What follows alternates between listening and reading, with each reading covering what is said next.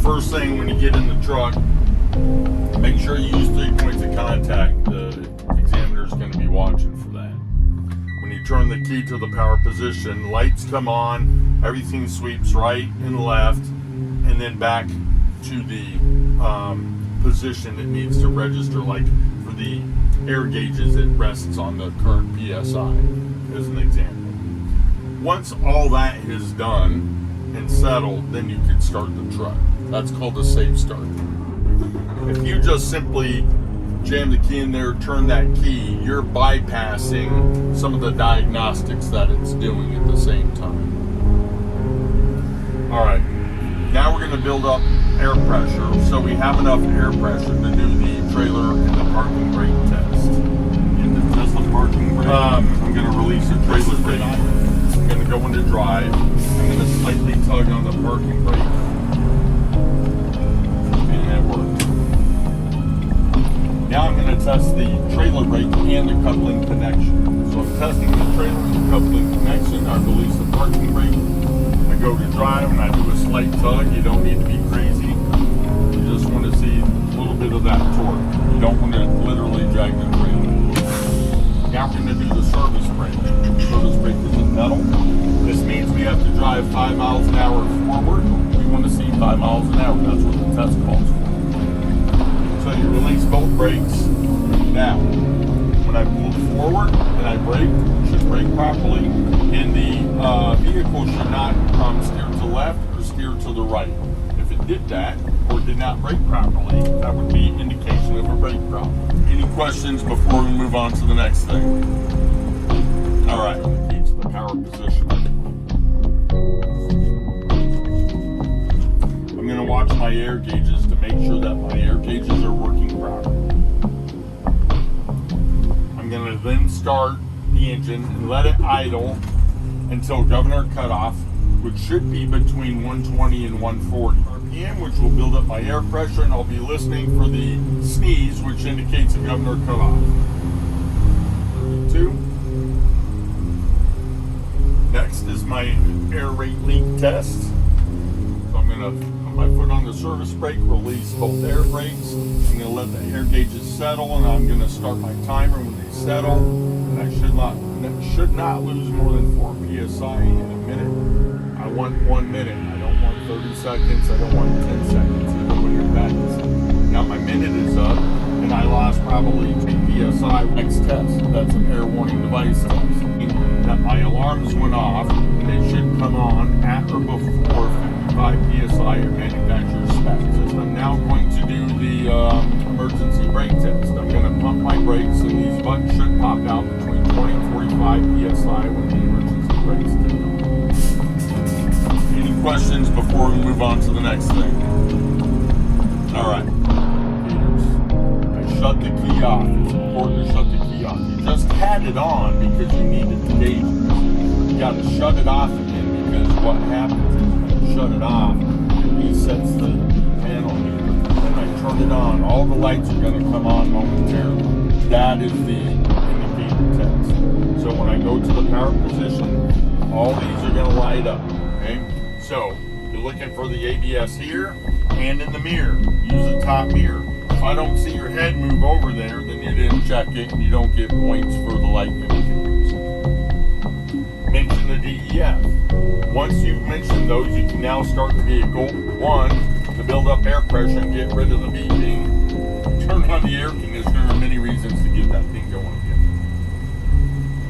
Now I'm going to finish the light indicators. I did the first. I want you to point to each indicator. We are not testing the left turn signal out here. We are testing the indicator on the dash. It is working. Right turn signal. It is working. I turn on my headlights because that makes my high beams work properly. Here's my high beam indicator.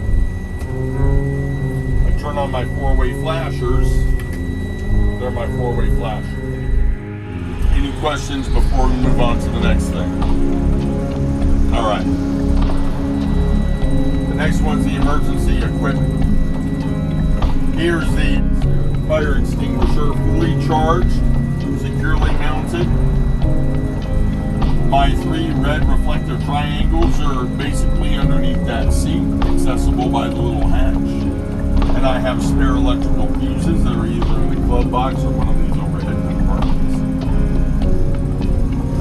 Next is my windshield and monitoring devices. The windshield is clean, clear, not cracked, damaged, broken, no illegal obstructions or flaws obstructing my view. The traffic monitoring devices are anything that monitor traffic, to include cameras, which this does not have cameras. But these mirrors here on the side, those on the hood, and that side mirror, all of which you should point to when you do the test. Point to the mirrors that you got. Don't just talk about this one, because you need to inspect that one as well. And in this case, those hood mirrors. Clear, and they're adjusted to me, the driver. Alright, now I'm going to do, I believe, the washer blades, arms, and fluid. I'm going to make sure that they're securely mounted, they're not damaged, and that they work properly. And then I'm going to check that the truck has fluid by engaging the pump. Now I'm going to do the heat and defrost. Now, it says heat and defrost. That implies you're checking 2 items, but I actually want you to check 3 items. First are the vents right here. We're checking for airflow. Now, turn up the fan. Wherever it's at, you can check that first. So right now it's through the vents. I really don't, here in Florida, need you to turn the temperature, but you can talk about it. For heat, I would turn up here. Just don't do it. It's kind of already too hot. Don't need more heat. You would turn that. We're on the vents right now. I'm checking it. Now I want to check for the feet. Because again, we're checking for flow. So come down here and feel for the feet. There it is. Lastly, check for defrost.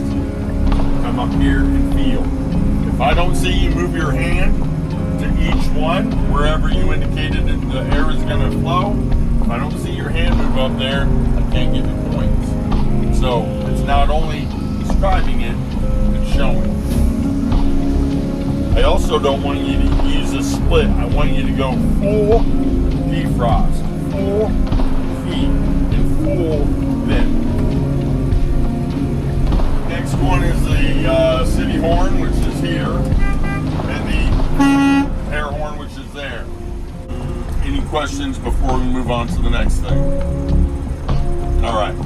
Next thing is the exterior light test. And this is where I would ask the examiner, sir, can you please step out of the vehicle and help me check the lights. Now we are checking the light function on the outside of the vehicle, because the paperwork starts at the right, goes to the front, goes to the left, and finally ends at the rear.